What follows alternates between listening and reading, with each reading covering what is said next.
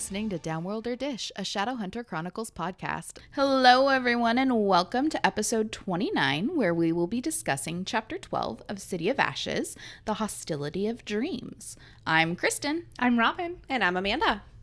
All right, we've got a treat for you today. A couple of episodes ago, we mentioned that we would go through the alignment chart with Amanda since she didn't know what we were talking about. Yeah. You knave. So we're going to go through and explain them to Amanda and try to make this short and sweet. And then we will assess where we are on the chart. We're going to be reading the definitions of the alignments from Wikipedia. As it pertains to Dungeons and Dragons. As it pertains to Dungeons and Dragons. This is why I need some explanations. I'm sure it's different from different. Well, I mean, it also applies to literary. Like, you can use it when you're developing characters for a story because you can kind of see where their like moral alignment. This is all moral alignment. So it's like what your inner that kind of informs everything that you do. Interesting. So Amanda's going to start us off with the good column of the chart. Okay. So, lawful good. A lawful good character typically acts with compassion and always with honor and a sense of duty. However, lawful good characters will often regret taking any action they fear that would violate their code, even if they recognize such action as being good. Jon Snow. Yes. That's why he's the most annoying character.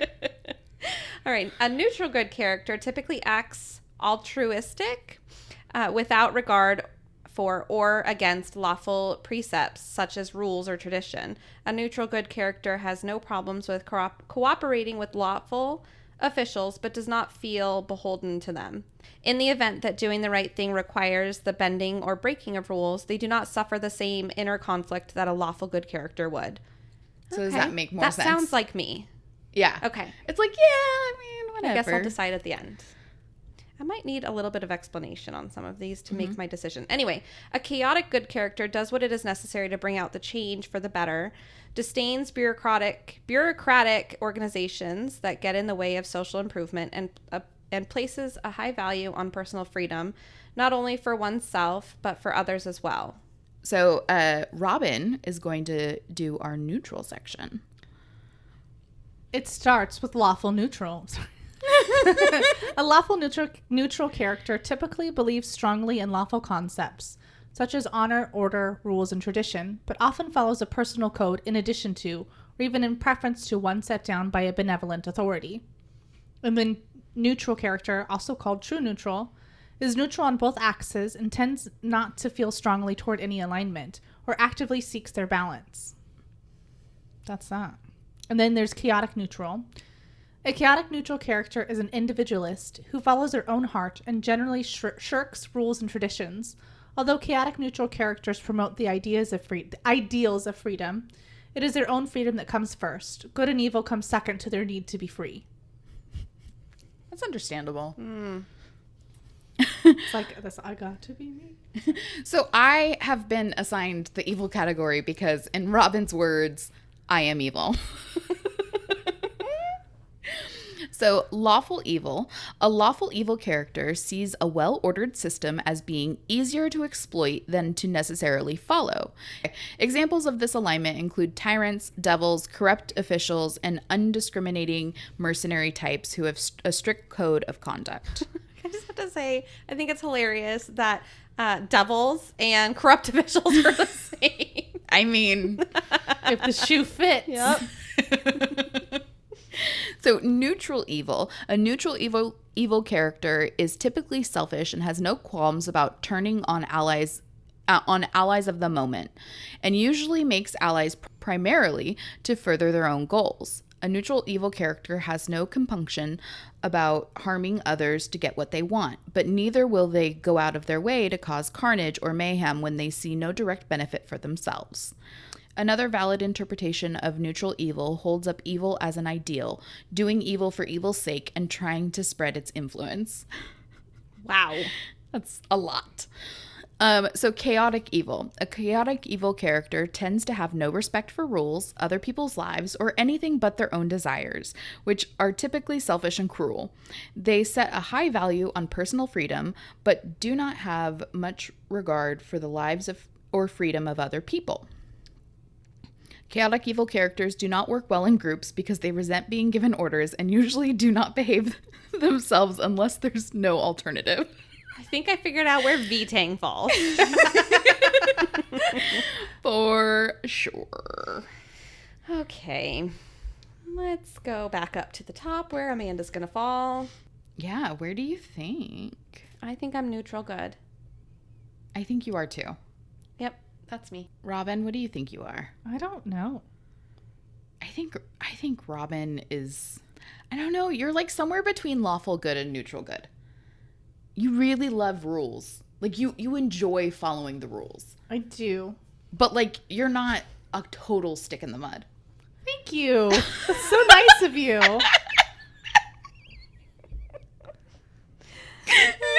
I was thinking like lawful evil. Okay, no, I'm just kidding. I was like, no. No. Yeah, I would say neutral good. Yeah. Maybe. Well, I mean, you're not going to follow every rule blindly. That's just not your style. So like you don't mind breaking the rules as long as it like doesn't fuck up everything. Yeah. Yeah. You definitely look at like, okay, how bad would it be to break this rule before you break the rule? That's true. Okay. Andy is definitely a chaotic something. Yes, he is. I feel like he's chaotic neutral. Let's see. I mean, maybe not the last part, but like somewhere between chaotic neutral and chaotic good. I agree. Because like he doesn't really give a shit about rules. No. And he kind of wants to see the world burn a little bit. Just for his own entertainment. I think so. That is why we fit so well together. I just want all the teas made. I don't want to do anything wrong. I want to know what you did wrong. Tell me about it. You want to watch the reality show about other people doing bad things. Yeah. Okay, let's see what Kristen is. I'm not chaotic good, really. I mean, a little bit, but I'm not that good. I was going to say, I feel like you are, but yeah. I mean, yeah, for the most part, but like, because I'm not someone that's going to just like follow rules because they need to be like followed. You're chaotic neutral. That's what I was just going to say. I think so too. Yeah. But your ideals typically align on the good side of that. Mm-hmm. Yeah. For sure.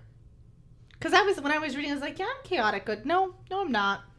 Definitely not. Yeah.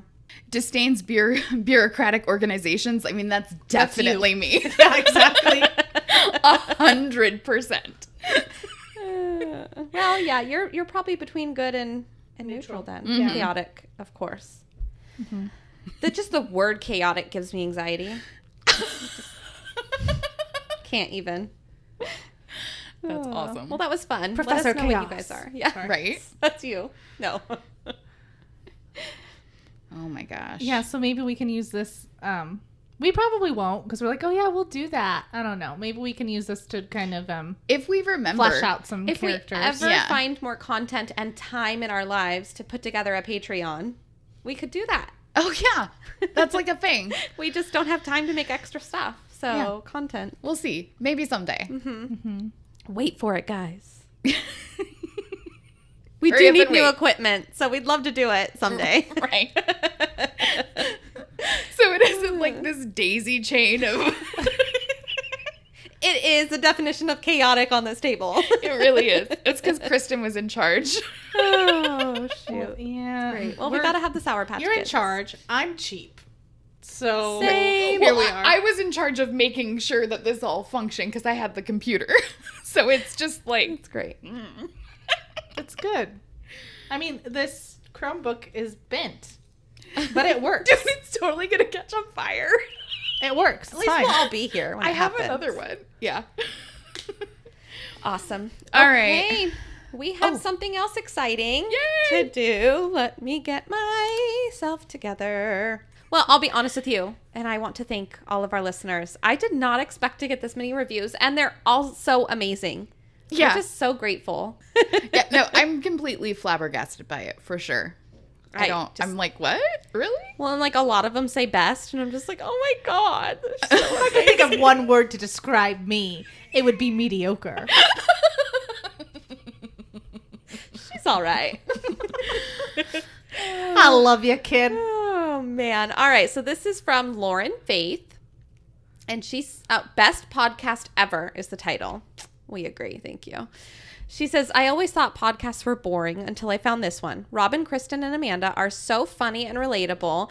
They help my work days go faster. This is my favorite book series, and it's so fun to hear them discuss things I never thought about. Yeah, we're overanalyzing everything. It makes me love the books more.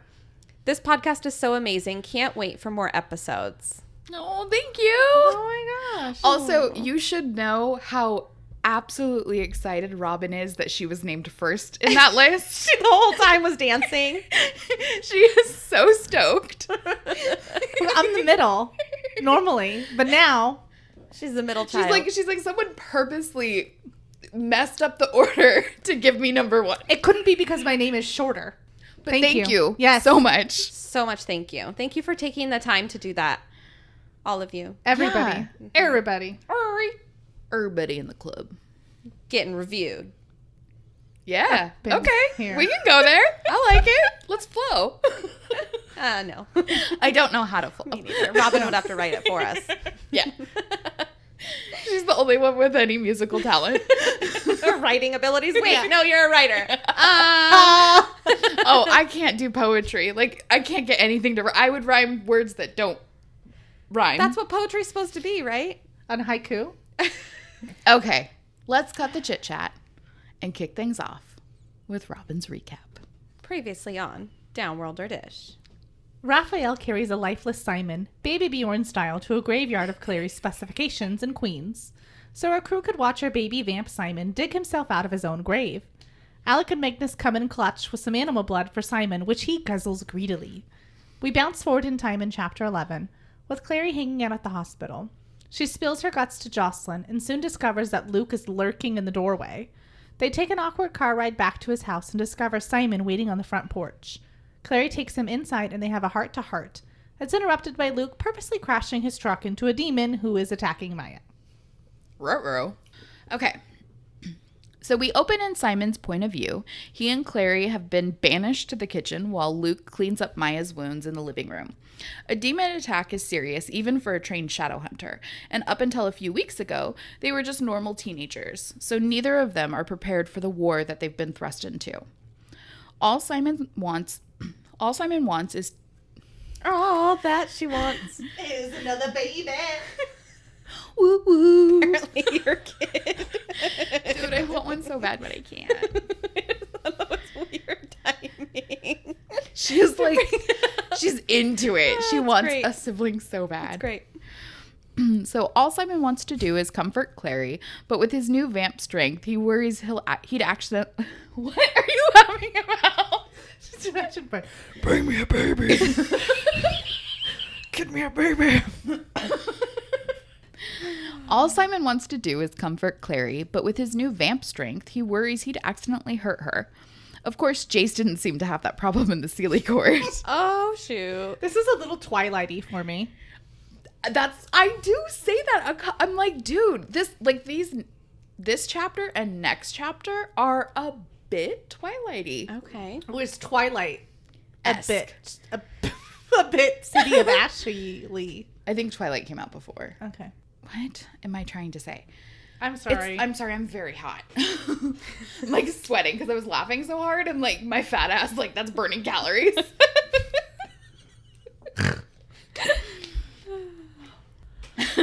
So, Simon, like me, I think has a bit of anxiety.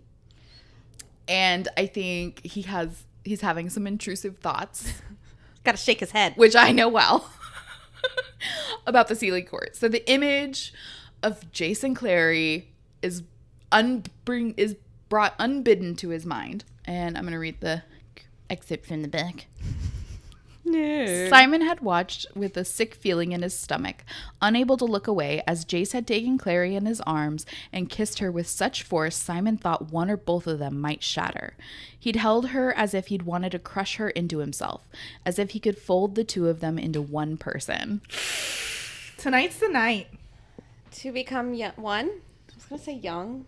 To become one. Is that better? I need somebody. I bet most of our listeners will not understand that reference. Sorry. Oh gosh. It's because we're old. You just made me feel really old. Like I might cry. So Simon is desperate to keep the tentative romantic bond he has with Clary, terrified that if he isn't careful, it'll all fall apart, and so will he. Oh my gosh. And that's a red flag, buddy. Your relationship is built on consolation prizes and an unrequited childhood crush. Not the best foundation. Like, he just really needs to get over it. It's not gonna happen. You're telling me. He's trying to make this relationship with Clary happen. It's not gonna happen like fetch. But apparently I just really want to date myself today. That's so fetch. So bad. So Clary gets a taste of her own medicine. For once, Simon is the distracted one, not paying attention to Clary. His new vamp powers are pulling his attention away from the task at hand, which would be calling for reinforcements like Luke demanded that they do. And I just thought it was really interesting with his vamp eyesight and like hearing and stuff. I would totally, it's like getting glasses for the first time and you're like, oh shit, this is what the world really looks like. Like everything's not blurry. I didn't know stars were like Legitimate. I felt like I had superpowers. Like I could read a billboard and then my mom read it and I was like, how can she read that? Like I'm wearing my glasses. No, everyone reads normally. I remember grass was, because like grass just looked like a green blob. She's opposite. Yeah. Oh, okay. Interesting. I always mess it up. You're farsighted. Because near you Yes. can't see And I'm far. nearsighted. Yes. Yeah. Okay. I was nearsighted. Yes. But like grass always just kind of looked like blah. But it was like, I'm like, oh my God, they're like individual. Wow. That's great. So when I got my eyes dilated, you can't see up close. Mm-hmm. It is so like. It's really annoying. It's wow. It's just wow, guys. You know, they should warn you when you go, before your appointment, that they're going to dilate your eyes. Because the last time mine were dilated, not only did I have to write a check for some crazy reason, I had to drive, and I couldn't see the speedometer. I didn't know how fast I was going. You're like, is this even, like, Am I on the right line? Right, are you doing this just to fuck with me? Like, is this fun for you? Okay, so anyway, where were we? Sorry. Called for reinforcements because Clary is still punishing herself. Yes. Okay. So, because Clary is still punishing herself for loving Jace, she refuses to call him for help, instead asking Simon to do it for her. Yeah, because that's going to go well at all. But I don't. It's like when you had to three-way because you were too embarrassed to call your crush. Mm-hmm. That's what she's doing. And then you hang up, and then he star 69s you, and then you're like, shit. Yep. Wow. Okay, so this is the throwback episode. Welcome to 1999. Yep. Okay. Anyway, so Simon relents because he always does when it has to do with Clary, and makes the call. Definitely a sign of their unbalanced and very unhealthy relationship. Simon is so terrified of losing Clary that he becomes a doormat for her every whim. And no matter how impractical it is, it's just obnoxious. I'm over it. I'm over Simon and Clary. Are you ready for him to be dead yet? Yes. No. I feel like it was one of those things where it was like, say the first thing that comes to your mind. That was really good. That was mean. No. No, but I'm ready for them to just be over it. It's not working for me. I don't like fine. it. What did you say about Clary? What? Get some constitution. What did you say? Agency? Agency. Mm-hmm. Yeah, well, Simon needs to too. That's what I was trying to say, but I feel like you're like, the smart words don't come to my brain. Read the Constitution, Simon. Like, What? Because I was like, get some constitution. Ratify this document, Simon. Shit. Okay. So Jace answers thinking it's Clary, which throws Simon off, and he doesn't say anything right away. And same. Okay, I would be like, and then, like we talked about before, like you don't want to say, like you don't want to be the one to be, and you're just kind of like stuck in that limbo where it's just, you're too socially awkward to like handle this situation. Amanda would just want him to spill something secret. Yeah. She'd be like, ooh, I'm not going to say anything because he might tell me something I don't know. Hot goss. Hot goss. Tell me everything. I'm just paralyzed with fear. That's also me sometimes. So I'm going to read the quote because I found it. I'm going to read the quote Quotable. from the book. Yes, I found it quotable. I like it. I'm using it. There was a tone in Jace's voice he'd never heard before, an anxious concern devoid of sarcasm or defense. Was that how he spoke to Clary when they were alone? Yep. Yeah.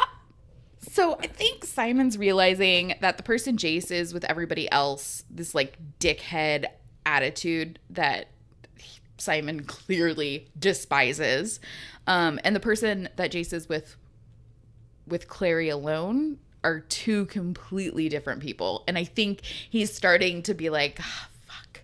It's not, oh, how could she just be attracted to this asshole? Oh, it's just a phase. And it's a little bit more like there might be something deeper here. So I think he's becoming, like, he's realizing that, like, maybe this isn't like a phase. Like, I don't know. He's becoming more self-aware. Right. And I don't know if, like, loving, you know, being a brother lover is a phase, but I hope not. he'll grow out of it. Okay. Simon's instantly annoyed. Jace doesn't have the right to be heartbroken about Clary, which, get off your fucking high horse, Simon. And, you know, he kind of has this, like, inner, like, he wants to yell at Jace, and he, like, thinks of all the things he wants to say to Jace, but he's not going to. Instead of saying what he really feels, he continues their childish rivalry and makes a point to tell Jace that he's calling because Clary is still avoiding him. Such a dick move. Before explaining the situation with Maya. Jace tells Simon that he's on his way with Alec and Magnus in tow and hangs up before Simon gets a chance to say anything else. Which is typical Jace. I don't understand how Clary wasn't a little more upset with Simon for the way that went. I don't think she can be because she should have just called him herself. Right. Yeah, I know, but like be a friend and just help me make this not awkward. And then he makes it very awkward. But he's not a friend. He's a boyfriend. I guess that's true. And she has no backbone. But I agree with what you're saying. Yeah. Like, I get it for sure. But I think she's just... She knew that was going to happen. Yeah, what did she expect? Yeah. That's true. I don't know why I did that. I'm a goose honking now. Jesus. So Clary's a bit out of it, listening to the sounds of pain coming from Maya in the living room as Luke works on her injuries. And I'm just thinking, like, shit, I would not be able to stay in the kitchen. Because I would need to know what was happening. Like, because my mind would, like... You've got some, like, weird, witchy, like... I got a essential oil for that. Like... You'd be in there with like a mortar and pestle, like making something up. I definitely would want to be involved in the healing process. She's like, you guys, wait, I have a crystal. I have a crystal for this. I'd be like smudging the demon energies off of you. I just would want Where's to your know the sage? tea's name. Do you guys have sage? Oh, I have sage. I carry sage with me. No. It's an emergency. I've got a rose quartz, some sage, some Palo Santo. I have some Advil. Okay. Where was I? Oh, yeah. Simon tries to comfort Clary as best he can, reassuring her that Luke wouldn't hurt Maya. But Clary is teetering on the verge of a total freakout. A well-deserved freakout, mind you. And she says, he is hurting her. He has no choice, Clary said. She was shaking her head. That's how it always is these days. There's never any choice. Which, ooh, that is a gut punch. Yep. Because it's true. Like, she feels like she's stuck in this world where she, like, there's no way out. There's no back to normalcy. There's no retrieving what she'd lost. Like, her innocence is gone. Mm-hmm. And so she can't go back to that, that place. And going forward is just pain and suffering. And as Hodge said, this life of scars and what was the other one?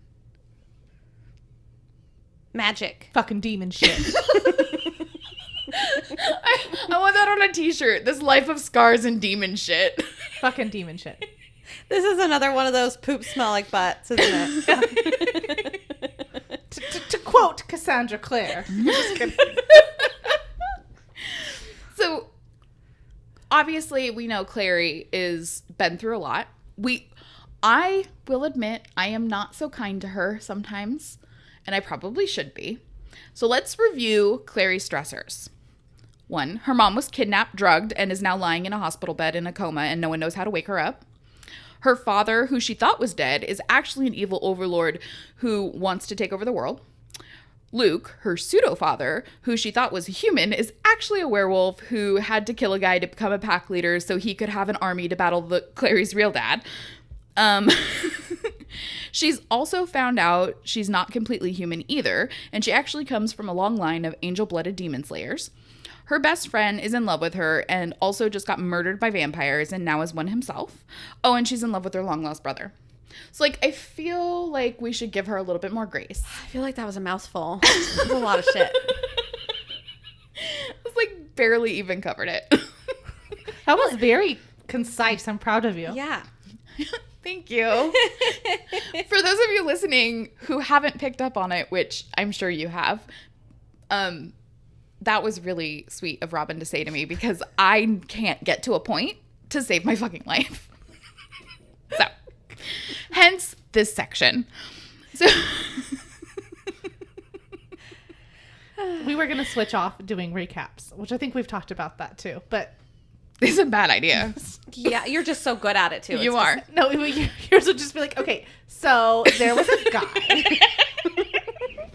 Well, don't worry, it's really, really funny. I'm going to get to it. Hold on.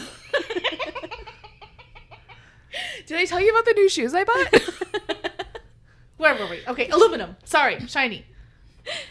Okay, so listen, I think that it's also back to the point.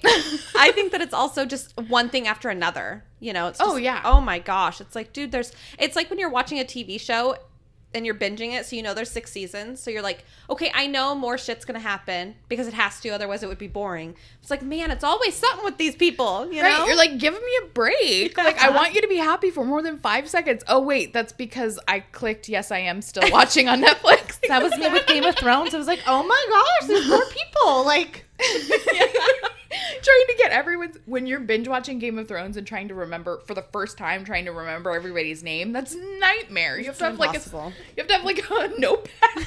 Amanda had told me like basically something that had happened in the show, but didn't give me specifics. So I knew it was coming, but I didn't know which characters were involved or whatever. And I was like, I can't believe all this has happened. And this other thing is also going to happen. Like, oh yeah. I hate that. When we accidentally spoil something for someone. See, I enjoy... No, it's okay. We do it to each other all the time. I enjoy spoiling when it's my choice. When I'm like, I want to know what happened. But then it kind of ruins... Because the entire time in my head, I'm like, when is that going to happen? And then I'm like trying to put the pieces together to like figure it out before it gets to the point. Yep. Yeah, it's not. Yep. I accidentally read something last week about Outlander. And it was just a sentence. And I was like, God damn it. Now I know. And then it happened like 2 episodes later. And I was like, oh, thank goodness. So now I don't have to. It didn't. You don't have to wait forever. Yeah. Anyway, sorry. Anyway, so needless to say, Clary has had a lot to process over the past few weeks. And there's no end in sight. So she's a bit on the prickly side. While Clary's mini breakdown is well and justified, Simon can't help but feel the sting of his new reality and excuses himself to go check on Maya and Luke. Maya's laid up on the couch, seriously jacked up with all that demon poison in her system, and instantly pulling on Simon's truly human emotions. I really like that Simon is still Simon at his core, regardless of his new undead circumstance. like I said before, becoming a vampire is a turning point for Simon. Not only does it put him smack dab in the middle of the action, it gives him a dog in the fight, a reason to care about the war that's going on, and kind of all... What? Just every time that term is used, it reminds me of Lars Larson. Me too. I got a dog in the fight. Oh, God. Okay. A reason to care about the war that's been brewing among the Shadow World. As for us readers, Simon managing to maintain his humanity despite the bloodlust gives us a reason to root for him and helps make him a more sympathetic character going forward. Unlike Twilight. Dude, I've been okay, obviously I knew what was going to happen. Mm-hmm. And it's just like, I feel like it turns from that, like, and we're just in the beginning of that sideline character. Like you said, he has a purpose and a reason and stuff. I was like, God, just please, just get move on. Come on, let's let this happen. Right. But yeah, no, I agree. It's like, oh, okay, so now he's solid 2 feet in. Mm-hmm. He's part of the crew now, and he's not just this out hanger-on. Mundane. Right. He's been patched. Boo. He's got a cut. Right. Okay. So Maya tells Simon that Luke went out to move the truck off the lawn because, neighbors. and she says that she's thirsty, so Simon offers to get her a glass of water, being the nice boy he is. That was so sweet of him. Right? And then there's this part. I can't. It says, there was a pitcher of water and a stack of glasses on the sideboard next to the dining room table. I'm sorry, what? Did we time travel back 100 years? Like, what is happening right now? It's on the buffet. Right. Like, why? What? This is a single man. Okay. Maybe it's for the bookstore people, visitors. This is in his living room by his dining table in his house. It's not in the bookstore. Sorry, Lucian. I got nothing for He you. is a single man. What is going... I can understand, like, he has a lot of artifacts. Maybe it's an antique, but it would not be in use. There would not be stagnant water sitting in a fucking pitcher. Full of dust. Just waiting around, collecting. And it's, like, hot, right? I'm assuming. At least room temperature. It's tepid water. Nobody likes to drink that. Right? My kid does, but he's a psycho. But, like, I can't... No. There's pizza boxes, maybe, like, a half drink, like, cranberry juice from, like, vodka crayons in the fridge. Come on. No thanks. Not tepid water. Nope. No. Okay. Moving on. So Simon brings Maya her stagnant water. And It's just so gross. Okay, sorry. And in a scene reminiscent of the infamous Twilight sob scene, their fingers touch and Maya recoils from Simon's freezing undead skin.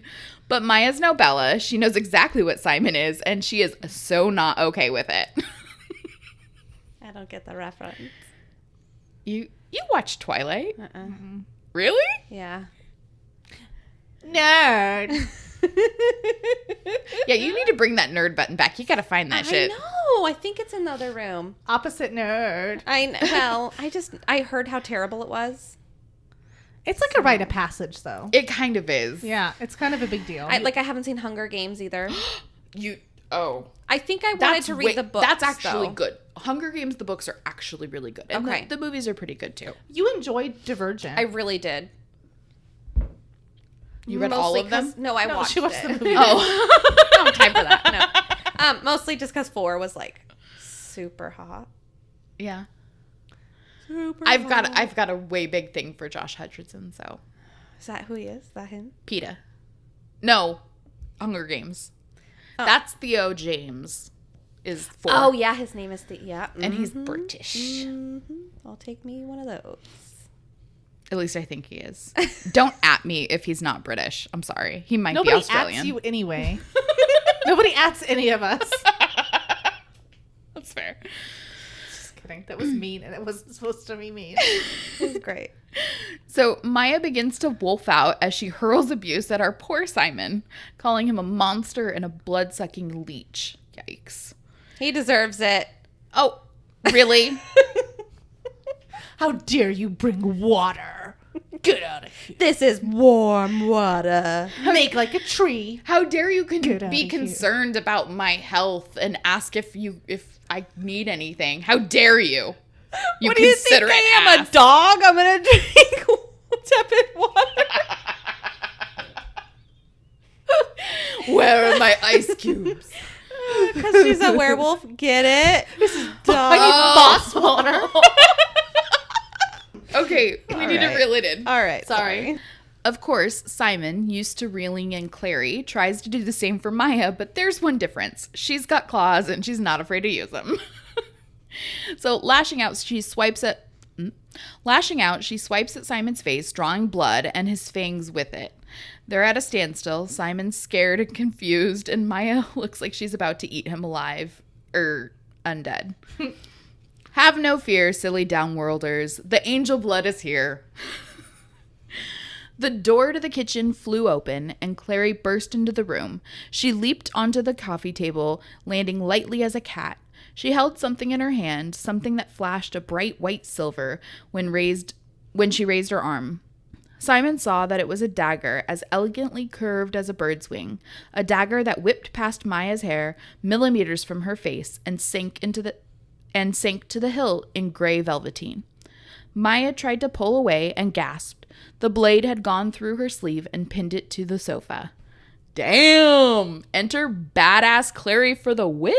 Dude. Do you think she actually meant to hit her? No way she has that good of aim. I think it was instinct. I think her angel blood was taken over. Okay. That Shadowhunter blood.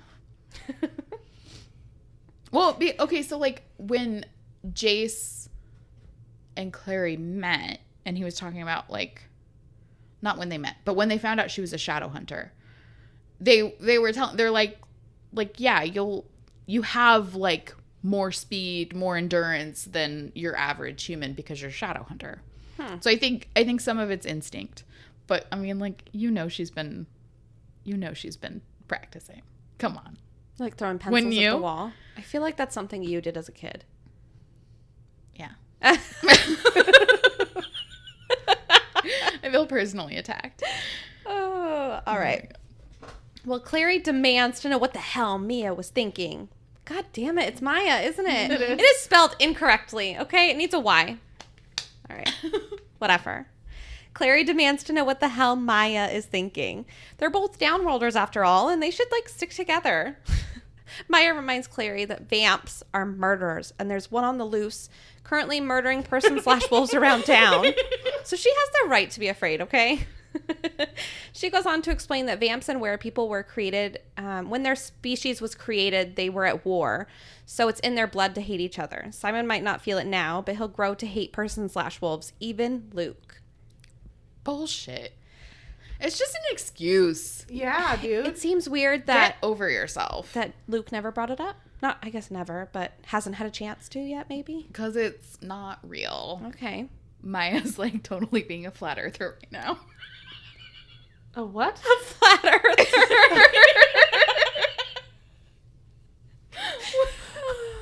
What do you think I thought you said flatterer.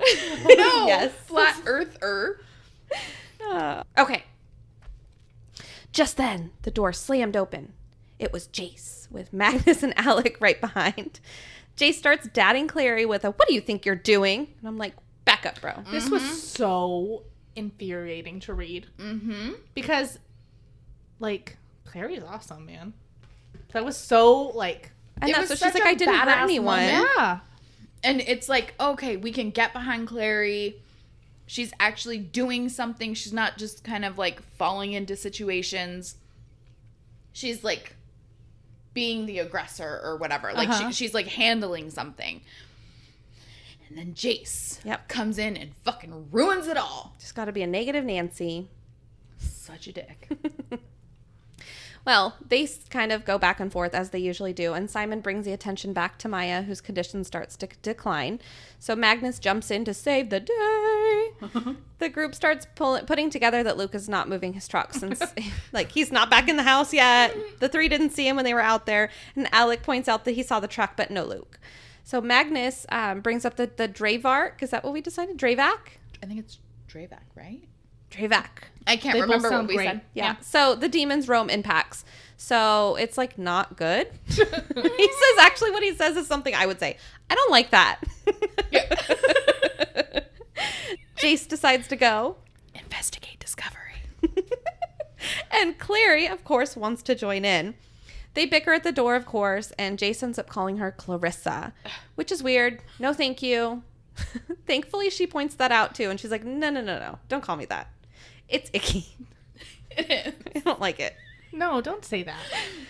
I'm already reminded that you're my brother. Don't remind me of our father, too. Right, exactly, because the only other person that's really called her that was Valentine. Yeah. Vitang. Jonathan. So, yeah, That's it's weird. wacky. So Jace corrects himself by saying her name in a super sexual, can't not pay attention to it voice.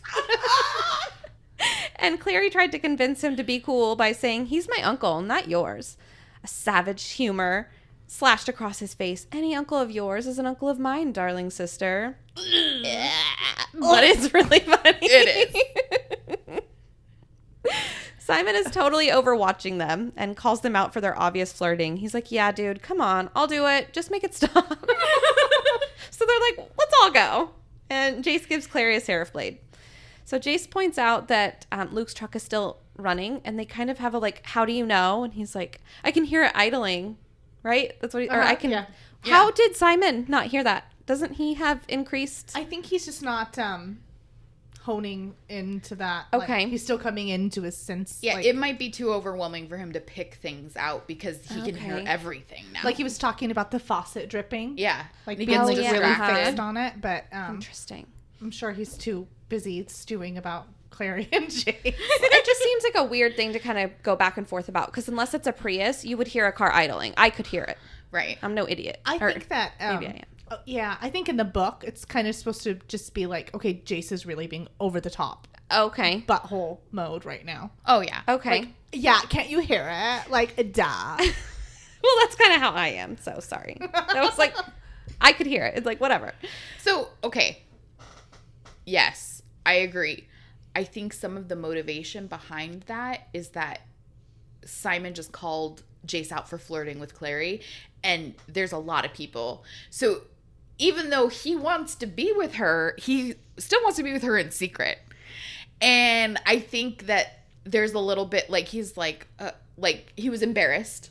Uh-huh. Like, you caught me. Yeah, and so he's like, oh, well, I'll make you pay. Because Well, I he's wonder- a bully. Isn't Luke's house by like a freeway? Or is that just in my I think brain? it's by a river. It's It by a is river. by It's river. by a river. Yeah. At least by water. Right, because I was just, maybe there's a lot like of street noise and A lot stuff. of, yeah. I would really like to look, and I may look up You will. where Luke lives, because it's very confusing to me because there's like the movie version and then the book version, and they don't match up, and it seems like it seems like Luke lives in like basically a residential area, Yeah. but he has a bookshop attached, which I'm very confused about for New York. I'm like, wouldn't your shop be in the city? I get a city vibe, not a residential vibe. But he has a lawn.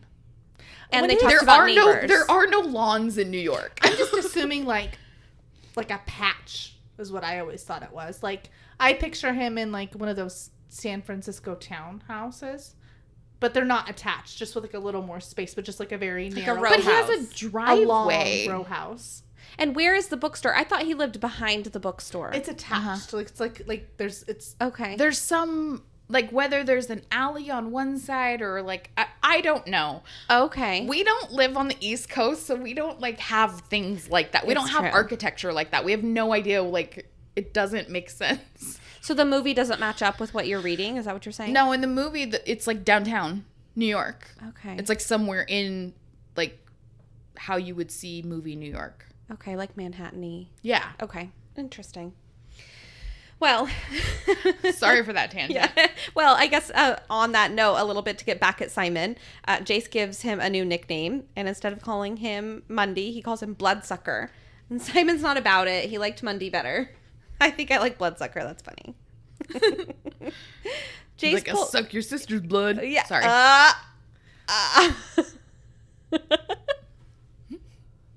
Sorry. Oh, geez, Louise. All right. Well, the next part here is interesting. Jace pulls out a sensor to pick up traces of demons. And I was really surprised to see this come up again because it doesn't really like why now? Like, Again, like you haven't used it every other time you could have used Uh-huh. it. Yeah. Weird. This is yeah, we've definitely had, and I didn't remember it came into play in the second book. Well, And I silly. think it's just like kind of random. It's almost like, oh, I forgot we had this tool. Let's slip it in here. You know, that sounded dirty. No, I'm sorry. it's perfect. It's like, oh yeah, I guess I could bring that with me. It seems like you would want to have that all the time. Right. Yeah, to be very useful. But I also have a question. Okay, so first of all, it sounds like a stud finder, which I think is funny because it like beeps. But then it gets to Jace and it's just like, That's what I do to Andy. Yeah. But anyway, so okay, tell me this. I'm actually asking a question this time. Yes. So aren't Luke and Simon part demon, right?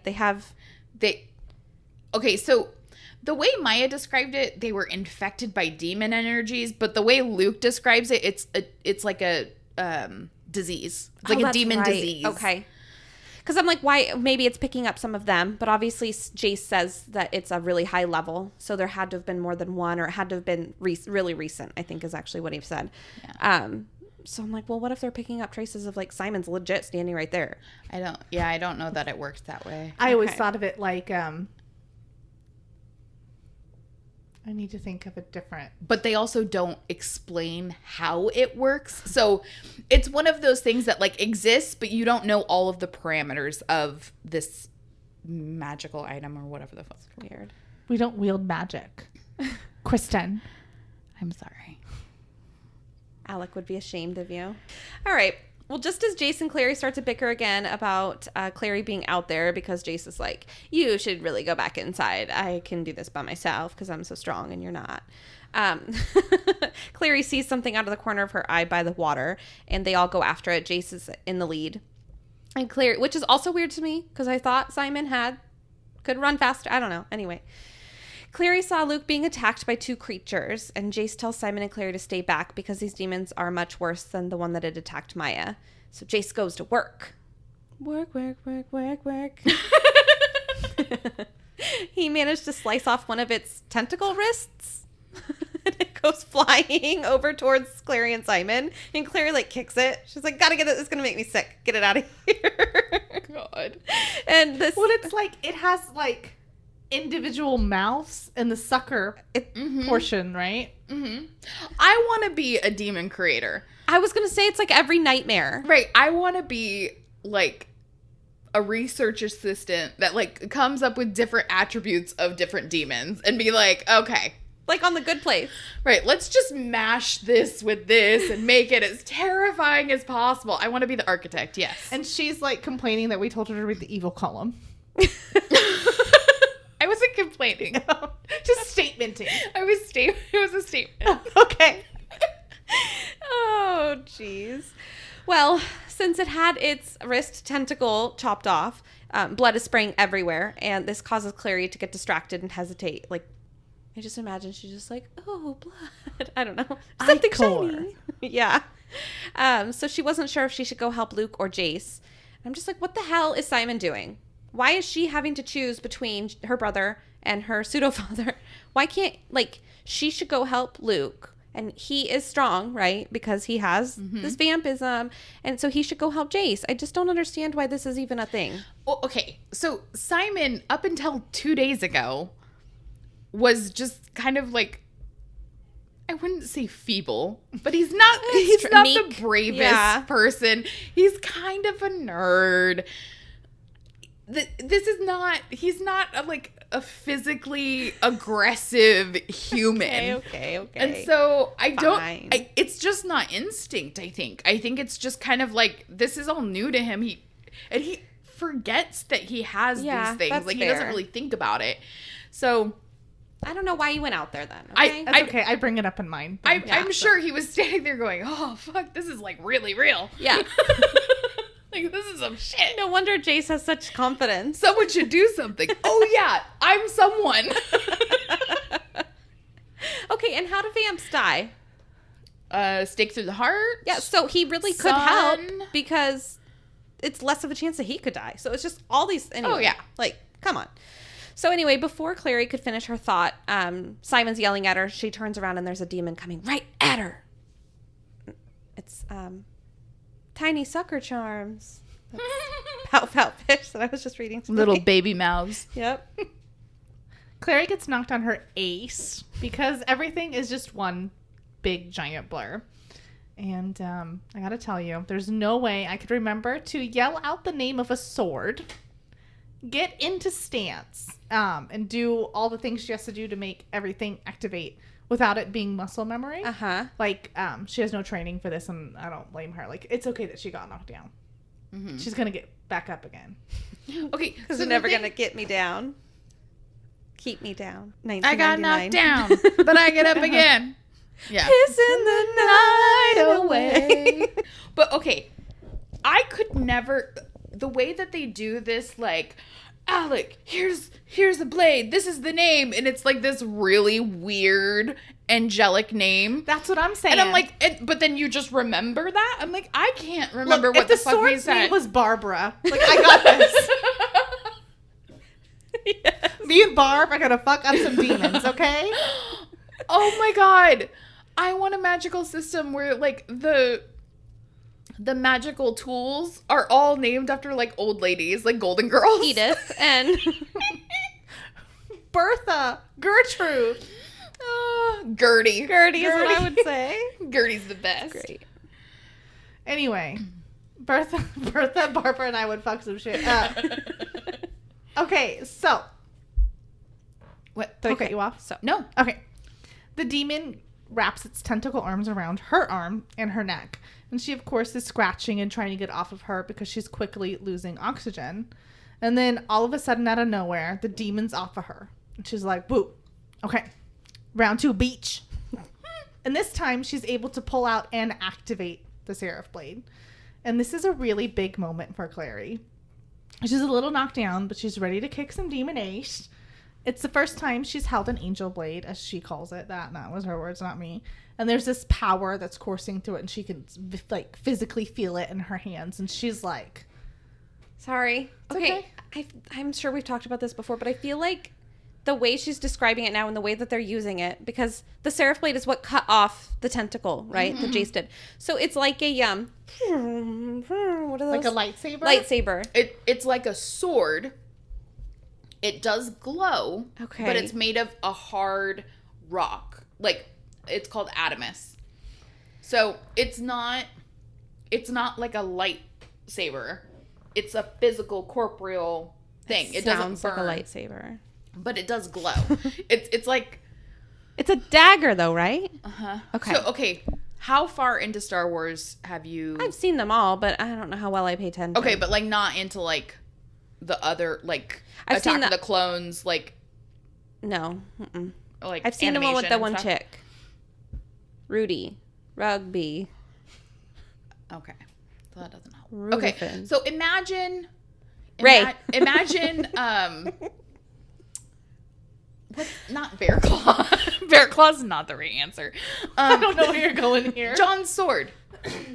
Oh, John's Okay. long claw. Long Claw. Imagine that, but like it's white because the it's not made of steel. It's made It's of like a quart crystal sort Yeah. of looking thing. Okay. yeah. Like it's quartz, like a countertop, and then it glows a little bit. But it's like the Nephilim power within the person that's causing it to, like the witch light. Oh, okay. But basically it's not magic because they don't wield magic. Right, we don't But it, use that word. You know, it'll shoot out of the tube, but it shoots out as a hard substance. Okay. I always imagined it like a stone. I never understood like the hard tube thing. Like that confused me because it doesn't make it doesn't make like physics sense. And I'm like, if it's made from rock that you harvest underground, which is how the world explains it, it can't be. That's, I guess, why I'm thinking a lightsaber, too. Right, probably. Also because it lights up. Yeah. But anyway, okay. Thank you. Well, that's like a couple times later in, no, this isn't really spoiling, but in the Institute, there's like weapons rooms. Uh-huh. And so they're all like displayed out and, Right. whips and all this other stuff, basically, where you go gear up. And to me, it's like I always imagined all the blades out. But I'm like, are they just like a bunch of tubes sitting there? Okay, so Well, did they have their nameplates? No, you can pick, oh yeah, for what their name is? Do you name it every time you use it so you could rename it? you name them, I believe. I think you pick it up and you're like, okay, this one? This mother, because Amanda. Yeah. Okay. So if I give it to you, you could name it Kristen. I think if I've already named it, then I tell you what the name is. So that's what, if it's in a weapons room and they're like on the wall, maybe they haven't been used yet. They're unused. I don't know. They don't explain it. Okay. They don't explain that portion. But in my head, I've ignored the whole coming out of the tube Yeah. Me thing. too. That's what I'm getting. Because it's a plot hole that doesn't make sense with all the other information. So I've just kind of erased it from my brain. And in my brain, they're just dull and then they get bright when you name them. Like an arrow. And like activate. Yeah. Okay. Yeah, the tube thing, I forgot about it as well. Okay. Because, I was like, oh, they're probably, like, on display. I'm like, I guess now that I'm reading this, they're just, like... They have like different bands around them, like to tell you what kind of blade it is. Yeah, I don't know. I don't like it. Okay. Her confidence is building, and she's like, all right, Nakir, because that's how I'm going to say the blade name. I don't know if sounds right that's to right. me. Okay. Are you pumped? Because I'm pumped. And she points the seraph blade at the demon, and it skitters backwards like it's almost afraid of her. So Simon comes running up with this steel pipe because he must have forgotten his vampy strength, like Amanda's been saying. And Jace is getting back up on his knees from dealing with the other demon. So Clary's demon starts hooting. And I'm imagining like a cartoon foghorn for some reason. Like, just has legs and it's like... "Meh, meh." That was good. Anyway, the demon's like, peace out. And it turns on its proverbial heel and dashes back into the water. And Jace, of course, rushes over to her. And I just want to know, why, Jace? Why? Go to Luke. He needs you. Clary is becoming her own goddess boss bitch, and she doesn't need you anymore. Luke is literally dying. Get a hold of yourself. Well, and also it's like when they saw Luke, and maybe it was just a really quickly, you guys stay back. Like, I'm going to take care of those are da-da-da, stay back. And he runs, but to it, like, as I'm reading it, it sounds like they're standing there going, those are those demons. Oh no, stay here. And like, they're taking forever when he's could be drowning because Clary at the time wasn't sure if his face was in the water. Right. So silly. Pacing is hard with an action scene in a book because, it takes you time to read each sentence to find out what's happening. So it feels like it's taking longer than everything. Because, like, in a movie, everything can happen all at once. This was a blatant foul because he walked away from Luke to walk to Clary. Right. Yes. Dumb. Anyway, Clary explains what happened, like, just as Simon is arriving with the pipe to check in on her. And I'm just eye-rolling right now. Because then Jace wants to know the backstory on the lead pipe. And I just can't. Like, who cares where he got the pipe from? Like, let's just focus, guys. Yeah. And Clary finally is like, dude, come on. Luke. So she gets over to him and he's passed out but breathing. He has a shoulder wound that's seeping ichor and blood, and they carry him back, and Magnus is waiting on the front porch. They go in and set him down on the couch that's become a hospital bed, and Magnus jumps right back to it and dismisses Clary's questions like, this is more complex than Maya. But I'm like, I got it, girl. And Clary sits down and scans the room, and Jace and Alec are biffled out by the window. So she rests her eyes on Simon and starts making a list of the differences and similarities of pre/post-vamp. And they are as followed. Number 1, his eyes are bigger now that his nerd goggles are gone. Just kidding. We all have glasses. My husband has glasses. I'm into it. Okay. His eyes have also changed color. They're more blackish than brown. His skin is pale and smooth like marble. He has these dark veins at his temple, and now he's got these sharp, angled cheekbones, and his hair is looking darker like he got a fresh dye job. And Clary's like, damn. Even all the motherfuckers at the hotel were fine. And at first she's like, I thought only hot kids could join the hotel Doomwork Coven. But now, like, maybe it's an evolutionary thing. Darwinism, if you will. They need to look banging to lure humans in. To eat them. No, drain them? Drink them? Drain them. Drink them? Yeah, drain them. Anyway. I like it. Blood them. Like you got to be a 9 to get in here. Exactly. Sorry. There's a sign on the door. Must be a 9 to ride this ride. Okay. All right, guys. Let me be the first to say at this table, I need/want a vampire makeover. Sans the whole pale skin and eternal damnation thing. You are already pale. I don't gonna think your complexion would change Right. like, I don't need at that all. part. I want darker skin, not paler skin. So you can take that out. And I don't want to be like eternally damned. But the rest of it, Sounds good. I'm into it. You just want to be able to tan, but you can't do that as a vamp. Yeah. You could spray tan. No, I want like the angled cheekbones and dark hair and stuff. Like, Yeah, he sounds pretty awesome. But it seems you would think his mom would notice this too if it was, I don't know, because he He's doesn't been sound locked in like his he room. was so good looking before. I have a question. tell me everything. Wait, are you saying that their hair turns black when they're It just said when they become vampire? I mean, like obviously he already had dark hair. I think it might be just in contrast to his complexion. His hair looks okay. darker. Because his eyes Okay. look darker too. So Well, I think she's saying that they look darker because he doesn't have the glasses that's on. true. Maybe Like, that's why his eyes look they're bigger. looking Yeah. fuller and stuff. And I think his hair looks darker just because in comparison to his skin color. Okay, because I remember when they were in the Hotel du Mont, she's like, why do they all have black hair? Like, and she thought some of them dyed their hair. And so I was like, wait a minute. I just wanted maybe. to like make sure, because I don't think that their hair becomes dark. I think it's just whatever their hair Interesting. was. But I think it might be a personal style choice for a few, because you know that there's going to be vamps that are super goth. And they're like, oh, I'm going to play this up. Right. Definitely. Anyway, sorry. Yeah, maybe it is. I don't know. I just was bullet pointing, so I don't I like it. the specifics. As you were. Okay, guys. So you know that moment where you're at a restaurant or whatever, and you're like scoping around the room because you're nosy. Then suddenly you make eye contact with the person that you're staring at. That's exactly what's I happening literally here. have goosebumps, and my hair is standing up on my arm right now. I hate that. That's the worst. I don't want anyone to catch me staring at them. Well, and now I that stare you're at wearing people a all mask, the time. you can't see you smile at them anymore. Oh, Right? yeah. So it just looks creepy. You have smize, right? Tyra Banks taught us how to use our smize. I do.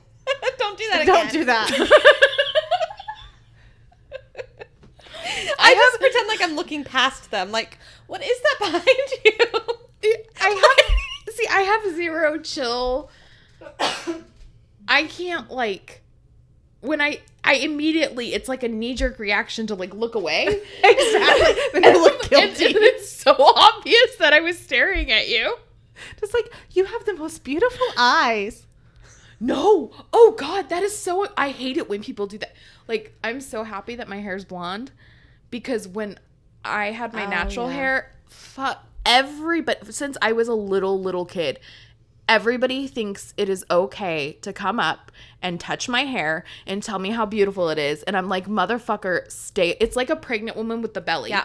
It's like people just think like it's free reign because it's like, you don't see it all the time. They do that to Lincoln, and I think because he's a baby. Crazy hair. And they like make comments and do this. And I'm like, you're a stranger and there's COVID. Stop. Yeah, don't touch me. Don't Yeah. touch my kid's hair.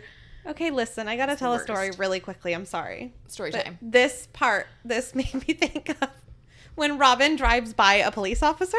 Have you ever done that with her before? So she's not doing anything wrong because she is the safest motherfucking driver you've ever seen in your life, dude. Seriously. That also may be skewed because Amanda is an insane driver. Yeah. Her neutral good is coming out.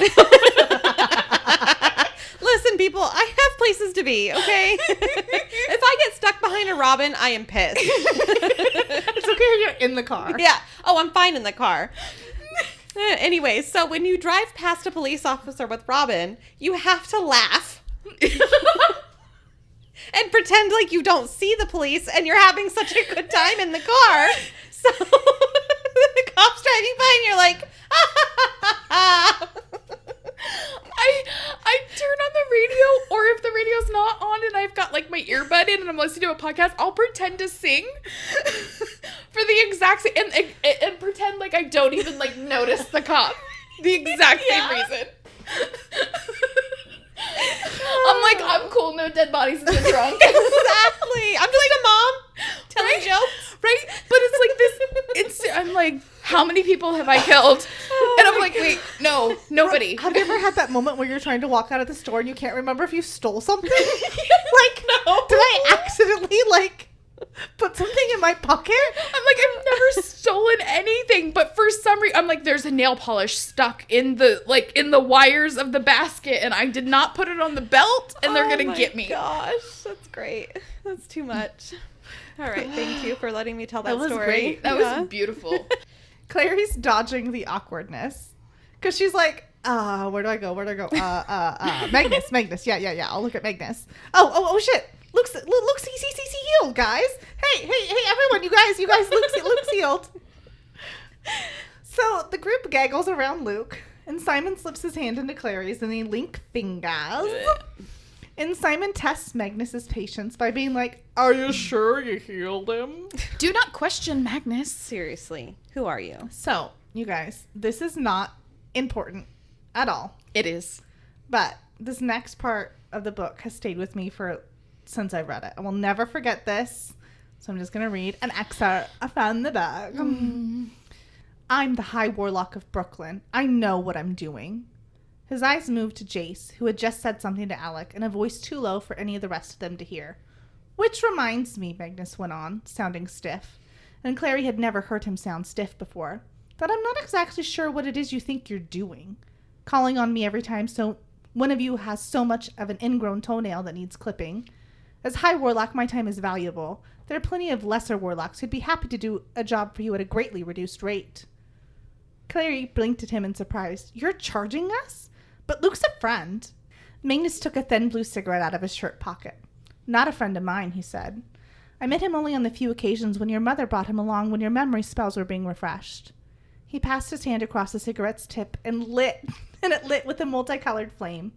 Do you think I was helping you out of the goodness of my heart? Or am I just the only warlock you happen to know? That's my baby. Who smokes in someone else's house? Rude. Magnus. He He did just save his life, so I feel like if someone just saved your life... No. And it's a magical cigarette. It probably Alright, doesn't fine. even smell. He has like a bubble around him. Yeah. Okay, guys. First of all, Magnus is a total badass. Like, he belongs on the cover of the Outsiders movie right now. Oh, damn it. That didn't work very well. Outsiders. With his white t-shirt. Yeah, exactly. With that pack of cigarettes you just pulled out rolled into up, it. yep. Yeah. Mm-hmm. Okay, but if I was Clary, I'd be like, come on, dude, you're banging our friend. Like, don't we get a hookup? Hook a girl up. I wrote this chapter as I was reading it, okay? Mm-hmm. So when I was just like, oh my God, that's exactly what Jace says.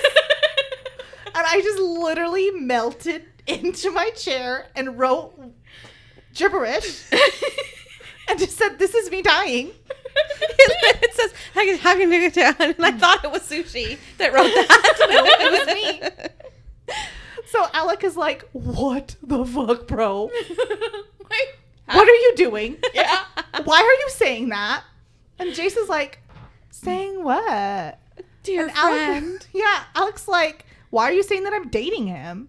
And Jace is like, whoa, bro, I didn't say he was dating you. But funny that you seem to know what I was talking about.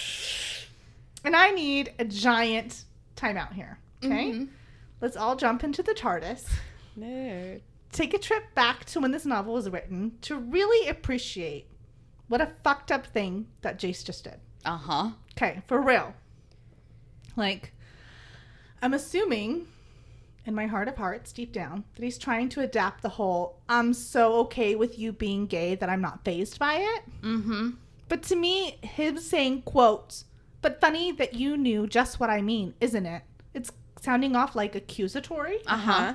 And I know that we've talked about this, maybe not you, but I was there emotionally anyway. When she said, I know about you, she meant I Kristen. pointed to Kristen. Sorry, y'all can't see me. It's fine. So I've been there emotionally anyway for some friends who came out to people they were afraid to. And I don't like the term came out, but anyway, It's annoying. We shouldn't have to do it, exactly. but whatever. But like parents or certain friends when I was in high school, and I don't know, this really just gave me a sour taste in my mouth. I'm not into this. Like, I think that you're right. That is his attempt to try to be cool with it and to show everyone at the same time, look how cool I am with this. Right. That I'm not making a big deal about it, but you are. Right. You're being a dick. I think Jace is more hurt than he lets on that Alec didn't tell him. So I think that part of this is him being like, yeah, it's no big deal. But another part of it is like, I knew you didn't tell me, I'm going to punish you for not trusting me. Because I just think that's Jace's MO. I think he has this like negative twist to everything he does that's tainted by Valentine. It's like something Valentine would do. And I think it's an instinct that he tries to fight against sometimes, but sometimes he can't help it. So like whenever he's wounded, he strikes out. And I think in this moment he's wounded by Alec not telling him the truth, and he's not thinking about why Alec feels like maybe this isn't the time, or like I'm not ready. Like even if he was dating a woman, he doesn't have to tell. I guess they're friends, but still, like, yeah. But I don't know. Jason's you don't get to decide. Selfish. Yeah. Come on. It's like not letting him decide when he's ready. Right. So, you know. I feel like this is a moment when Clary needs to pull him aside and be like, okay, look, JC Poo, we don't out our friends. Like, that's not what we do. So you need to just, like, chill the fuck out. If you want to have this conversation, you need to do it in private. Well, the thing is, it's like if he's so willy-nilly around all these other people, like, who's to stop him from saying something in front of, like, Maris or Robert? Right. It feels very threatening, especially for somebody who is not out. Like, it's like, oh, now you have my whole life in your hands. Right, you're holding me hostage over something. Exactly. Yeah. I'm not for this. I'm not living this. Nope. I'm mad. Yep. Point your finger a couple more times. I am. Super. Okay. But we do have to move on. And the scene goes on. And Alec insists that he's not dating Magnus. Like, he's not dating anyone. And obviously this hurts Magnus, who's already frustrated. Anyway, and I think he's frustrated from seeing kind of Jace and Alec have this relationship together where I don't think he thinks, obviously, anything from Jace, but they have trust. Mm-hmm.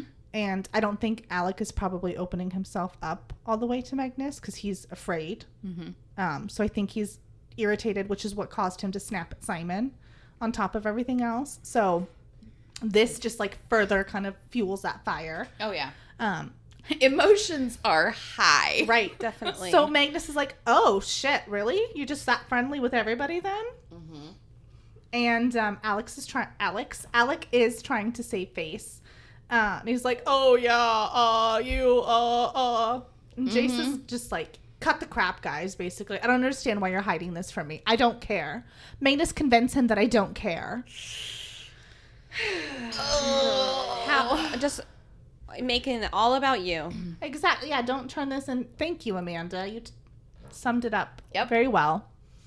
And Clary and Magnus are just like, bro. Literally, bro. In Clary's place. Right. What are you doing? Stop. And this whole nested, entwined ball of gobbledygook is cleared away because Luke wakes up. Luke fixes everything. Daddy Luke. Mm-hmm. And they're like, oh, Luke, do you remember what happened? Give us the deets. Amanda wants the hot goss. Definitely. We need the 411. And he's like, not really. Like, I remember going out to my truck, getting attacked, and then waking up and hearing 5 people arguing. Like, what is going on here? Then the most epic jinx in the history of jinx happens, and everyone's like, nothing. At the same time. Nothing to see here. And this is just kind of like in the book, there's ellipses, and it's like in scene. Mm-hmm. Okay, so we flash forward just a little bit, and it's night time in the house of Garraway. And Clary's getting Luke blankets, and is startled by Jace, who's like, oh, sorry I startled you. You know what? Actually, I'm not sorry. You lumpy sack of potatoes. You're ignoring me. And I'm mad because if you don't pick up the phone, then I can't do anything about it because I'm in prison. And she's like, prison? Dude, you're with Magnus, like, watching TLC. Like, Right. When you were in prison, I came and got your ass, so stop complaining. okay, and speaking of Magnus, shouldn't you be leaving with him? And he's like, wow. Really can't wait to get rid of me. Can you? And then this weird, I don't know. She's like, oh, no, I don't mean it. I don't hate you. And he's like, okay, cool. Me too. But if I could, I, like, totally would hate you. And the tension is palpable. So this is what he actually says, guys. I want to hate you. I try to hate you. It would be so much easier if I did hate you. Sometimes I think I do hate you, and then I see you and I. Her hands had grown numb with their grip on the blanket. And you what? What do you think? Jace shook his head.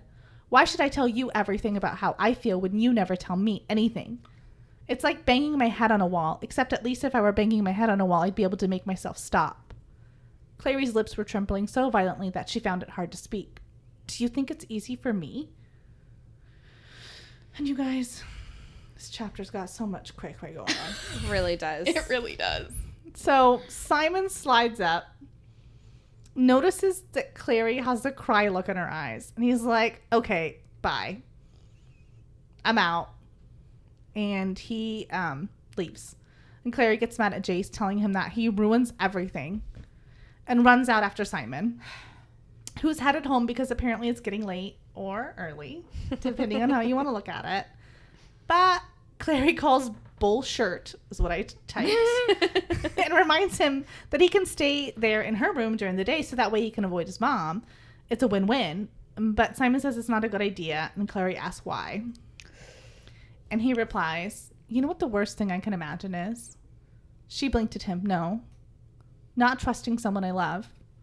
She put her hand on his sleeve. He didn't move away, but he didn't respond to her touch either. Do you mean? Yes, he said, knowing what she was about to ask. I mean you. But you can trust me. I used to think I could, he said. But I get the feeling you'd rather pine over someone you could never possibly be with than try being with someone you can. There was no point pretending. Just give me time, she said. I just need some time to get over it all. And Simon's finally accepting what he can see as the truth. And frankly, so is Clary, which is what he basically tells her as he walks away. Mm-hmm. And back inside, Clary finds out that Magnus and Jace aren't on their way out because although broody in the moment, Magnus is a good doctor. And he wants to make sure his patients are on their road to recovery. And Clary can't take just the shuffle of everybody being there, like Jason's playing the piano, like things are crazy, so she just goes to bed, but she can't go to sleep. She's going through everything that just happened and replaying the last couple hours, reflecting on the knowledge Seelie Queen had dropped. Love made you a liar. Mm-hmm. Wow. So much happened in this chapter. It's it crazy. Started slow and then it very much crescendoed. Yes. So thank God Simon and Clary are done. Dude. For real. I cannot. I'm so happy it's over. Get over each other. Move on. Stop trying to make something happen that's never going to happen. Are Simon and Clary fetch? Yes. I just can't with him. I'm just like, she can't force herself to care that way about you. She's trying, obviously, because she's in a relationship with you and she didn't say no. Yes. However, she's stringing him along. Like, she's doing this to him and not caring about how it feels and making him feel like shit over and over and over by doing it in front of him. She should have just been honest and been like, look, we can't do this. I've got too much going on. I can't. Yeah. But she's stringing him along, making him have hope. Well, and he should have seen it. Because if she did tell him that, he would probably not. He'd be upset. Yeah.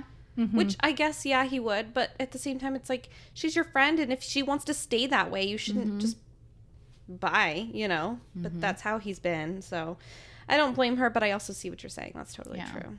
I mean, they're both they're fucked. They're 16. Yeah. 15, 16, yeah.